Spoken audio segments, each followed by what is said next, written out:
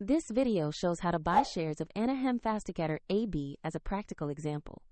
Annehem is a Swedish property company listed on CBOE EU under the ticker ANNEB.ST. And this is an educational guide, not financial advice. To buy shares, you need a broker. And I will use eToro as an example to demonstrate the process. After registering, you must verify your account, usually with an ID document, and add funds before placing orders. Use the platform search box and enter the ticker ANNEB.ST to locate the company listing. Select the result that matches Annehem Fastigheter AB, traded on CBOE EU.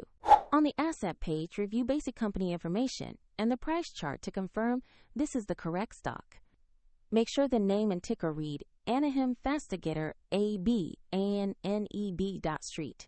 Click Invest or Buy, enter the amount you want to purchase, then carefully review and confirm the order details. If the market is closed, the order may be queued for the next session, and if you lack sufficient funds, the platform will prompt you to add money before confirming. Your new position will appear in your portfolio once the order is executed or queued. A link to eToro is provided in the description if you want to follow the same steps.